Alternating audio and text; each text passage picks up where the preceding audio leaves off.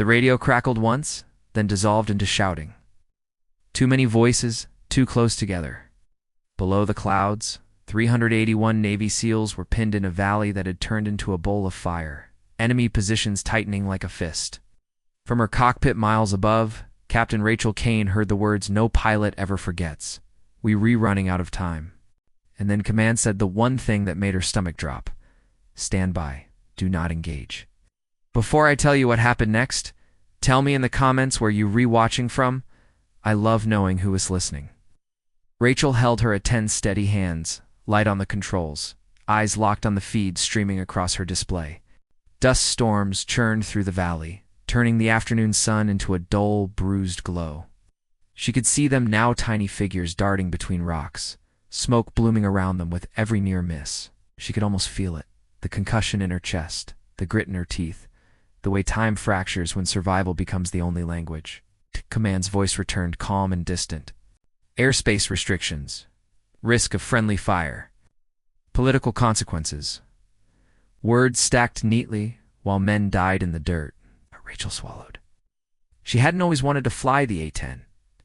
Early in training, instructors had warned her it was slow, ugly, outdated. A flying tank, they'd said, half-joking. But she'd learned its truth quickly.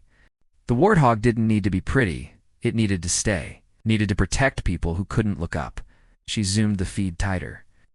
A SEAL dragged another behind cover, hands shaking, movements practiced and desperate. Rachel felt a memory surface, her brother years ago, deploying overseas, hugging her too tightly at the airport. "Watch their backs," he'd said. "Promise." The promise came back now, heavy and insistent. "Negative," command repeated. "You are not cleared hot." Rachel's jaw tightened. She checked her fuel, her weapons, the distance. Every calculation told her what she already knew. If she waited, extraction would come too late.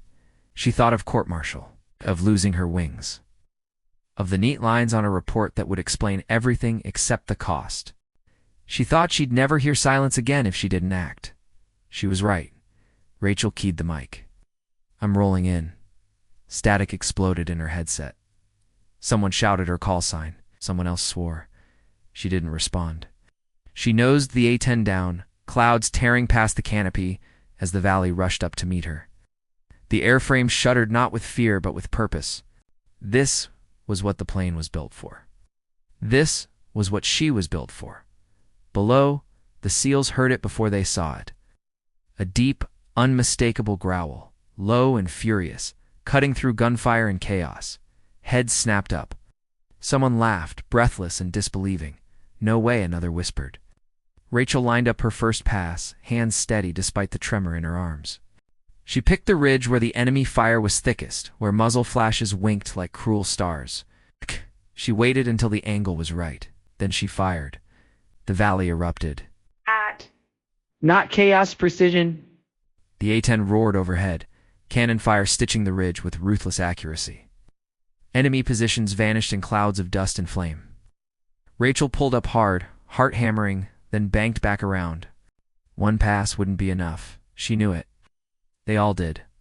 Command came alive again, voices urgent now. "Abort. Abort immediately." Rachel didn't answer. She rolled in again. On the ground, the SEALs moved as one. They surged forward, coordinated, relentless, like a tide finally given room to breathe. Medics ran, rifles cracked with new confidence. Someone shouted coordinates into the radio, voice shaking with hope. Rachel listened, adjusted, fired again. Her cockpit filled with the smell of hot metal. Warning lights blinked, then steadied. She flew lower than protocol allowed, closer than anyone would recommend. She could see individual figures now, enemy fighters scattering, some dropping weapons, others fleeing into the hills. A third pass, a fourth. Each time, the valley grew quieter. When it was over, Rachel climbed hard, lungs burning as if she'd been holding her breath the entire time. Below, the SEALs regrouped, wounded tended, heads lifted toward the sky. Someone raised both arms. Another knelt, forehead to the ground, overcome. Only then did the weight hit her. She'd broken rules that existed for reasons. She'd gambled with lives, hers included. The doubt crept in as the adrenaline faded. Had she been reckless? Had she crossed a line that shouldn't be crossed, even for the right reasons? Command finally spoke, voice measured, stripped of anger. Return to base. The silence that followed was heavier than the gunfire had been. Back on the tarmac hours later, Rachel shut down the engines and sat in the cockpit, hands resting on her thighs, feeling the tremor finally catch up to her. She imagined the questions coming, the consequences. She welcomed them. Some prices were worth paying. A transport landed nearby. The ramp dropped. One by one, SEALs disembarked, dirty, bandaged, exhausted, alive. They saw her. Stopped for a moment, no one moved. Then one stepped forward, helmet under his arm, eyes red with fatigue. He didn't salute, he just nodded, once, slow and deliberate. "We heard you," he said quietly. Every pass. Others followed. Not loud, not dramatic, just presence, just gratitude heavy enough to bend the air. Rachel felt her throat tighten. She managed a small smile. That was enough, because courage doesn't vanish. It waits, and it finds its way back.